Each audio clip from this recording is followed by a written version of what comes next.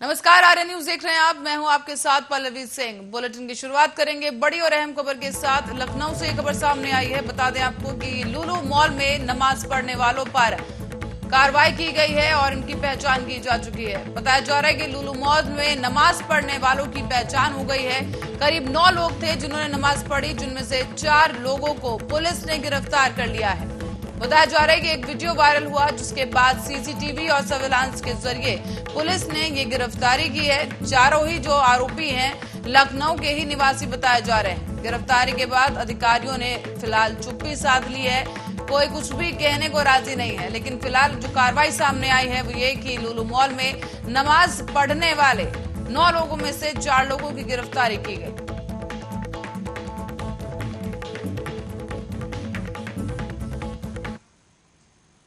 और लखनऊ में लुलु मॉल में नमाज मामले में पुलिस ने 4 लोगों को हिरासत में ले लिया है। सीएम योगी ने भी इस दौरान एक बयान जारी किया। उन्होंने कहा कि मॉल को सियासत का अड्डा ना बनाए। साथ ही साथ सीएम योगी ने अधिकारियों को भी तमाम सख्त निर्देश दिए हैं।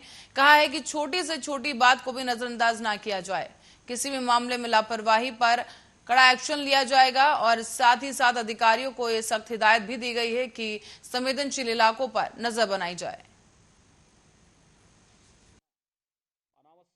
लखनऊ में एक मॉल खुला है, वह मॉल अपने व्यावसायिक प्रतिष्ठान को लेकर काम कर रहा है और उसको लेकर के राजनीति का अड्डा बनाना, अनावश्यक बयानबाजी जारी करना और उसके नाम पर फिर सड़कों पे प्रदर्शन करके लोगों के आवागमन को बाधित करना और बार बार लखनऊ के प्रशासन से कहा गया सबके बावजूद भी अराजकता पैदा करने और सांप्रदायिक विद्वेष की स्थिति पैदा करने का जो कुत्सित प्रयास हो रहा है, यहाँ पे लखनऊ प्रशासन को बहुत गंभीरता से इसको लेना चाहिए। इस प्रकार की किसी भी शरारत को स्वीकार नहीं करना चाहिए। सख्ती से ऐसे तत्वों से निपटना चाहिए जो अनावश्यक मामलों को बढ़ावा देकर के माहौल खराब करने का प्रयास करते हैं। बहुत सारे माध्यम हैं, अगर किसी को सूचना लेनी है वे सूचनाएं उन लोगों से जाके ले सकते हैं, लेकिन कोई हस्तक्षेप करके आवागमन को बाधित करेगा। मैंने पहले कहा कि सड़कों पर या पूजा के लिए या किसी भी अन्य कार्यक्रम के लिए कोई जगह नहीं होनी चाहिए और इसको किसी भी प्रकार की अनुमति नहीं दी जानी चाहिए। जो शासन ने पहले से व्यवस्था बनाई है उसको हम सख्ती से लागू करें। इन चीजों को इस बीच दिल्ली और ग्वालियर रोड जोड़ने वाली आगरा के न्यू दक्षिणी बाईपास पर हादसे के इंतजार में आगरा प्रशासन और एनएचएआई नजर आ रहा है। दरअसल बताया जा रहा है कि सड़क किनारे की तरफ जबरदस्त गहरे गड्ढे हो गए हैं और माना जा रहा है कि बारिश के कटान की वजह से ये गड्ढे बने हैं। इससे आवागमन भी प्रभावित हो चुका है और कभी भी कोई भीषण हादसा हो सकता है। जगह जगह मिट्टी धंसने का भी यहाँ पर मामला सामने आया है और आप तस्वीरों में भी देख सकते हैं कि काफी खतरनाक ये जगह बनती जा रही है और ये जो गड्ढे बने हैं बारिश की कटान की वजह से बताए जा रहे हैं। आपको ये भी बता दें कि इस दौरान खतरा बना हुआ है और इसी बीच 450 करोड़ रुपए की लागत से साल 2016 में ये न्यू दक्षिणी बाईपास तैयार हुआ था। ऐसे में लापरवाही साफ देखी जा सकती है। रात में लाइट होने ना होने के कारण भी ये गड्ढे और खतरनाक होते जा रहे हैं। बताया जा रहा है कि 32.8 किलोमीटर लंबे न्यू दक्षिणी बाईपास पर मथुरा से आने वाले वाहनों को आगरा के बाहरी इलाकों से निकलते हुए सीधे ग्वालियर रोड पर ट्रैफिक को उतारने के लिए बनाया गया है। और ये बाईपास फतेहपुर विधायक चौधरी बाबूलाल की केंद्रीय मंत्री नितिन गडकरी को लिखी चिट्ठी के बाद भी कुंभकर्णी नींद में सोए हुए हैं। अधिकारियों पर यहां पर साफ तौर पर लापरवाही का आरोप लग रहा है और गांव कुठावली के एक व्यक्ति ने इन गड्ढों में गिरकर उसकी मौत भी हो चुकी है, लेकिन इसके बावजूद जो संबंधित अधिकारी हैं इस मामले की कोई सुध लेने को तैयार नहीं।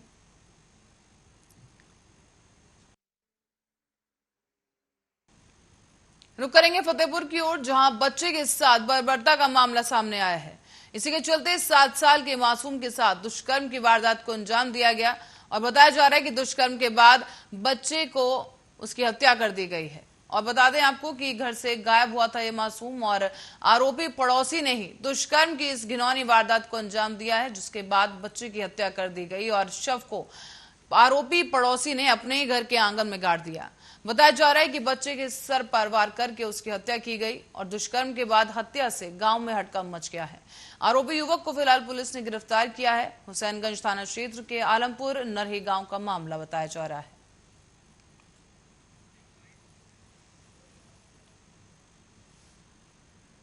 और करेंगे हरदोई की ओर, जहां शाहबाद के सीएचसी पर दिन दहाड़े अज्ञात चोरों ने स्वास्थ्य कर्मियों के आवासों का ताला तोड़ डाला है।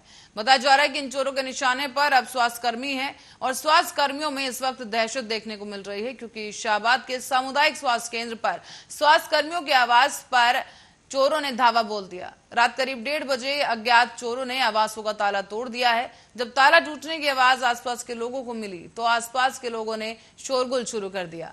इसी को सुनकर अज्ञात चोर बिना चोरी किए वहां से भाग निकले हैं। जब इसकी जानकारी स्वास्थ्य कर्मियों को लगी तो स्वास्थ्य कर्मी बीके मिश्रा और आशुतोष कुमार आवास पर पहुंचे। इसके बाद उन्होंने देखा कि 3 आवासों के ताले टूटे हुए थे। हालांकि शोर शराबा होने के कारण ये जो चोर हैं चोरी करने में नाकाम रहे, लेकिन स्वास्थ्य कर्मी फिलहाल दहशत में आ चुके हैं। इस बीच बीके मिश्रा ने बताया है कि अज्ञात चोरों के द्वारा आवास के ताले तोड़े गए, लेकिन कोई भी चोरी नहीं हुई है। अज्ञात चोर के खिलाफ अब तहरीर देने की बात कही गई और इस घटना के दौरान स्वास्थ्य कर्मियों में इस वक्त हड़कंप मचा हुआ है। 1:27 पे हम लोग ओपीडी में अस्पताल चला रहे थे, अस्पताल में काम कर रहे थे। उसी समय हमारे आवास पे एक आशुतोष कुमार सिंह का आवास है, एक मेरा आवास है, बीके मिश्रा के नाम से आवंटित है। उस आवास के चोरों ने 1:27 पे 5 ताले तोड़े और यहाँ पे चलते हुए आवास में चोरों का इस तरीके से घुसना बहुत खतरे की सूचना देता है कि हम लोग कैसे अपने सामान को और कैसे सुरक्षित रहेंगे। रात बिरात ड्यूटी करते हैं तो कैसे अपने को जान माल की क्षति कभी भी हो सकती है। कृपया इसका संज्ञान लिया जाए। ये बहुत ही अहम मुद्दा है अस्पताल के सुरक्षा के बारे में। कौन लोग थे वो? ये तो नहीं पता, लेकिन 2 लोग थे और ये एक के हल्के की गाड़ी थे और एक टोपी लगाया था, गोल टोपी लगाया था। और संभावना ये बताई जा रही है कि एक यहाँ पे इलेक्ट्रीशियन था जो कि पंखा टांग गया, उसके ऊपर शक जा रहा है और खलीलों के साथ 2 लड़के थे। और हरदोई में ज्वेलर्स से लूट करने वाले बदमाशों के साथ पुलिस की मुठभेड़ हो गई है। इस मुठभेड़ में 2 शातिर बदमाश घायल हो गए, जबकि घायल बदमाशों को पुलिस ने धर दबोचा और उन्हें इलाज के लिए अस्पताल भर्ती कराया गया है। बताया जा रहा है कि कासिमपुर इलाके में ये मुठभेड़ हुई थी और इस दौरान बताया गया कि जो आरोपी हैं इन्होंने हाल ही में ज्वेलर्स की दुकान में लूट की वारदात को अंजाम दिया था।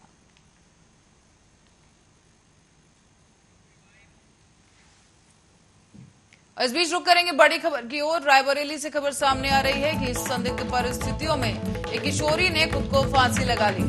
फांसी लगाने से किशोरी की मौके पर ही मौत हो गई। बताया जा रहा है कि मानसिक संतुलन बिगड़ने की वजह से किशोरी ने आत्महत्या कर ली है।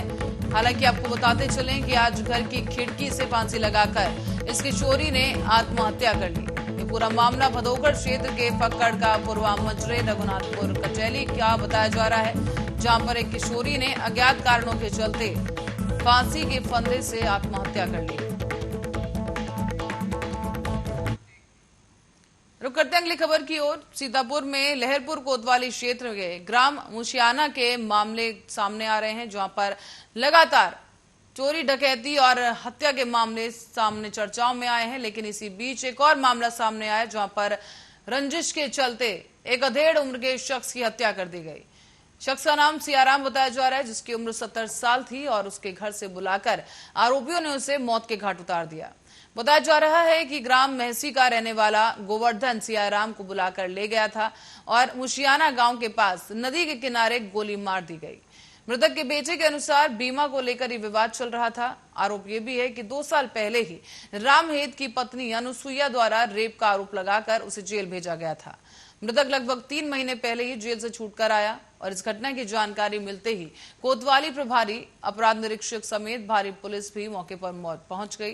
पुलिस फोर्स ने मौके पर पहुंचकर घायल को लादकर आनन फानन में नजदीकी सामुदायिक स्वास्थ्य केंद्र में भर्ती कराया, लेकिन इलाज के दौरान शख्स की मौत हो गई। आरोपी की तलाश फिलहाल की जा रही है और इस मामले में जांच पड़ताल पुलिस शुरू कर चुकी है। मामले की गंभीरता को देखते हुए पुलिस अधीक्षक घटनास्थल पर पहुंचकर जानकारी लेते नजर आए। भैया इनको अभी आप तो खेत सींच रहे थे, उसके बाद कोई बुला के इनको ले गया है। रामहेत या कोई आए थे ठीक है। फिर इनको रास्ते में क्या हुआ ये हमें नहीं पता है पूरा। ठीक, जयंती राम में से कुछ पुराना विवाद था इनका। क्या विवाद था? कोई बीमे के पैसे के लेकर के था इनका। ठीक, जिसके चक्कर में 2 साल बाद अभी जेल से आए। 2 साल बाद भी जेल से कितने दिन पहले आए हैं? 3 महीने हुआ है भैया इनको। अभी आप तो खेस बुलेटिन में आगे बढ़ेंगे रायबरेली की तरफ, जहां पर घोड़े द्वारा खेत चढ़ने के लेकर 2 पक्षों में जमकर मारपीट हुई। इसके दौरान दोनों पक्षों से कई लोग घायल भी हो गए। साथ ही आपको बता दें कि पुलिस ने मारपीट का मामला दर्ज किया है और हालात पर नजर बनाए रखने के लिए गांव में पुलिस बल भी तैनात कर दिया गया। इस बीच पुलिस अधीक्षक आलोक प्रियदर्शी भारी पुलिस बल के साथ घटनास्थल का जायजा लेने भी पहुंचे। बता दें कि पूरा मामला गुरबख्शगंज थाना क्षेत्र के लोडा गांव का बताया जा रहा है।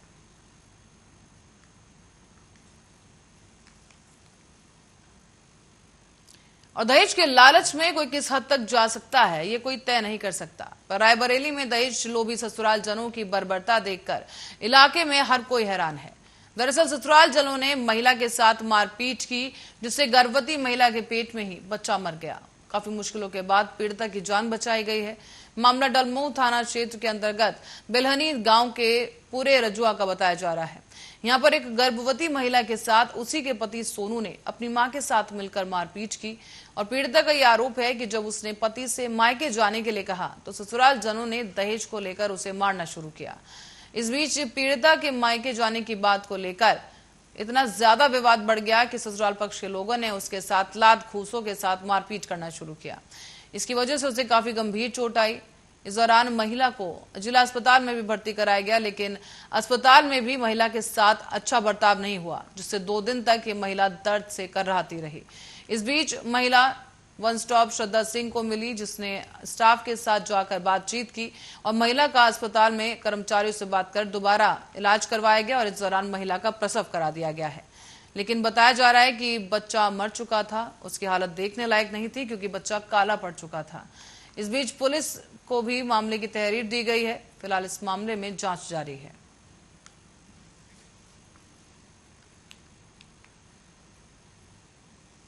और उत्तर प्रदेश के मुख्यमंत्री योगी आदित्यनाथ ने अधिकारियों को सख्त निर्देश दे दिए हैं कि वो छोटी घटनाओं को लेकर भी सतर्क बने रहें, लापरवाही न बरतें। दरअसल वीडियो कॉन्फ्रेंसिंग के माध्यम से हुई विशेष बैठक में सीएम योगी आदित्यनाथ ने राजधानी लखनऊ के लुलु मॉल का जिक्र किया है। इसके साथ ही उन्होंने अधिकारियों को इस बाबत सख्त निर्देश दिए। कहा गया कि एक नए मॉल को राजनीति का अड्डा बना दिया गया है और इसके नाम पर प्रदर्शन हो रहा है, जो कि बेमतलब की बयानबाजी है और इस मामले को लेकर अब लखनऊ प्रशासन गंभीर हो जाए।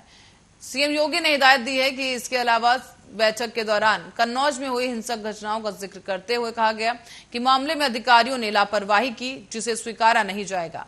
दरअसल सोमवार को ही सीएम योगी ने मंडल, रेंज, जोन और जनपद के तैनात वरिष्ठ प्रशासनिक और पुलिस अधिकारियों के साथ ये बैठक की थी। उसमें उन्होंने राज्य की कानून व्यवस्था के साथ साथ कांवड़ यात्रा के सुगम और शांतिपूर्ण आयोजन, स्वतंत्रता सप्ताह के सफल आयोजन के संबंध में भी दिशा निर्देश जारी किए।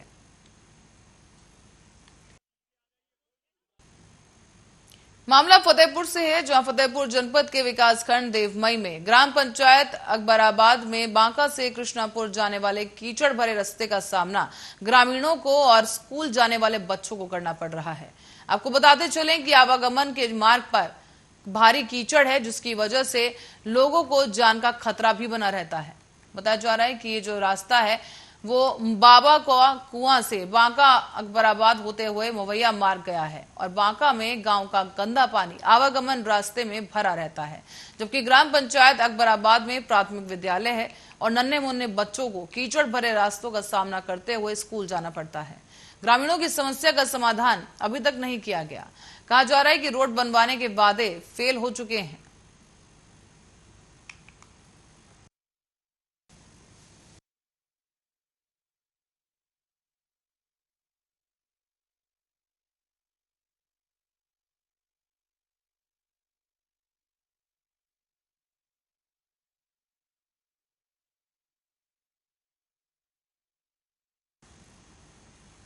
और इस बीच रुक करेंगे सागर की ओर, दमोह की ओर, जहां पर दमोह जिले के पथरिया विधानसभा क्षेत्र की बसपा की चर्चित विधायक रामबाई ने सागर शहर के उपनगर मकरोनिया में स्थित सागर श्री अस्पताल पर मरीजों के इलाज में लापरवाही का मुद्दा उठाया है। लापरवाही करने पर गंभीर आरोप लगाते हुए अस्पताल प्रबंधन के खिलाफ कोर्ट जाने की बात कही गई। दरअसल आपको बता दें कि रामबाई के विधानसभा क्षेत्र के दौरान मारपीट के शिकार एक व्यक्ति का सागर श्री अस्पताल में इलाज चल रहा था। रामबाई का कहना है कि इस व्यक्ति के इलाज में अस्पताल के डॉक्टरों ने मनमानी फीस ली और उसके बावजूद लापरवाही बरती गई, जिससे इलाज पूरा किए बगैर ही मरीज को डिस्चार्ज कर दिया गया। इसी मामले को लेकर अब रामबाई अस्पताल पहुंची हैं, जहां उन्होंने अस्पताल के स्टाफ से प्रबंधन को बुलाने के लिए कहा, लेकिन प्रबंधन नहीं आए। तब उन्होंने प्रबंधन से फोन पर बात की और इसके बाद मीडिया से बातचीत करते हुए कहा कि मंत्री मिनिस्टर ऐसे अस्पताल चला रहे हैं जहां मरीजों के साथ इलाज कतई नहीं किया जा रहा। में दिए कम से कम 15 दिन के समथिंग, और इधर नॉर्मल जांच बताई है उन्होंने। पेशेंट बहुत परेशान था, पेशेंट के लिए हम ग्वालियर ले गए। ग्वालियर से आए, देखा कि उधर थोड़ा बहुत आराम मिला, लेकिन फिर भी हाथ ऑन नहीं उठ रहे उनके, ना कोई भूल रहे। सब जो जैसे अपन बात करें तो भूल जाते हैं, कोई भी बोले तो सब चीज़ भूल रहे। अस्पताल ने कितना पैसा ले लिया? पैसे की समथिंग एक 50-60 हज़ार की समथिंग ले ली। फिर भी इलाज नहीं किया? नहीं, फिर भी इलाज नहीं किया। कौन सी अस्पताल में है? सागर सिटी में है। अब क्या न्याय मांग रहे हैं? अब ये न्याय मांग रहे हैं, नॉर्मल बोल दिया उधर उसमें जांच में, नॉर्मल बोल दिया, आपको न्याय चाहिए अब तो, इसलिए। और इस बीच मध्य प्रदेश के निकाय चुनाव के पहले चरण के नतीजे आ चुके हैं। पहले चरण में बीजेपी का प्रदर्शन कुछ ज्यादा अच्छा नहीं रहा, लेकिन आपको बता दें कि पार्टी को ग्वालियर में महापौर के चुनाव में हार का सामना करना पड़ा है, जबकि पार्टी ने यहां पर पूरी ताकत लगाई थी। अब ग्वालियर में मिली हार को लेकर गृह मंत्री नरोत्तम मिश्रा ने बड़ा बयान दिया है। उन्होंने कहा है कि महापौर पद पर पार्टी को हार का सामना करना पड़ा है और उसकी समीक्षा की जाएगी, लेकिन ग्वालियर में बीजेपी के पार्षद बड़ी संख्या में जीते हैं और परिषद में बीजेपी को बहुमत मिला है। साथ ही साथ इस दौरान मीडिया से बातचीत करते हुए उन्होंने सीबीएसई सिलेबस से सेंट्रल इस्लामिक लैंड और मुगल साम्राज्य से संबंधित अध्याय को हटाने के फैसले का समर्थन किया है। साथ ही साथ कमलनाथ और दिग्विजय पर भी उन्होंने निशाना साधा। आप भी सुनिए। पिछले 24 घंटे में कोरोना के 159 प्रकरण नए आए हैं, जबकि ठीक होकर जाने वाले 121 लोग हैं 121। जो एक्टिव केस पिछले 24 घंटे में मध्य प्रदेश में आए हैं वो 1245 हैं। अभी वर्तमान में जो एक्टिव केस मध्य प्रदेश में हैं वो 1245 है। सैंपल कलेक्शन पिछले 24 घंटे में जो हुआ है वो 5271 लोगों का सैंपल कलेक्शन हुआ है। संक्रमण दर वर्तमान में मध्य प्रदेश में 3.02 है, जबकि रिकवरी की दर हमारी 98.6 स्थिर बनी हुई है। पिछले 24 घंटे में एक पुलिसकर्मी संक्रमित हुआ है। वर्तमान में पुलिस के 5 एक्टिव केस प्रचलन में हैं। पिछले 24 घंटे में जो वैक्सीनेशन मध्य प्रदेश में हुआ है वो 76,603 लोगों का वैक्सीनेशन हुआ है। अभी तक कुल जो मध्य प्रदेश में वैक्सीनेशन हुआ है वह 12,13,98,297 लोगों को वैक्सीनेशन हुआ है। लगातार मैं देख रहा हूं कि पिछले 2-3 साल से हार की समीक्षा हो रही है। कभी जीत की भी करो, 28 की हुई तो हार गए, फिर 4 विधानसभा लोकसभा की हुई तो हार गए, नगर पालिका नगर पंचायत की हुई तो हार गए। भैया निकलो कभी जनता की सेवा के लिए, कोरोना में निकलो, बाढ़ में निकलो, तो जनता भी तो देखे आपको। कभी बीच में जनता की बीच जाना ही नहीं है तो हार की समीक्षा ही होगी। डिग्गी तले अंधेरा, आपने पहले सुना होगा, दिया तले अंधेरा। हैरत की बात है कि जिस राधोगढ़ नगर पालिका से अपने राजनीतिक कैरियर की उनने शुरुआत करी थी, उस नगर पालिका में कांग्रेस को सिर्फ 3 सीटें मिली हैं और उसके बाद भी भाई खुश हैं। वैसे दिग्विजय सिंह जी की गलती कम लग रही है, क्योंकि उन्होंने कहा था कि टिकट कमलनाथ ने बांटे। और कमलनाथ ने बांटे हैं तो राजगढ़ में भी उनने ही बांटे होंगे, तो कमलनाथ जी के टिकट जैसे होना चाहिए वैसे निकले राजगढ़ में भी। आक्रांता कभी भी हमारे आदर्श हो नहीं सकते।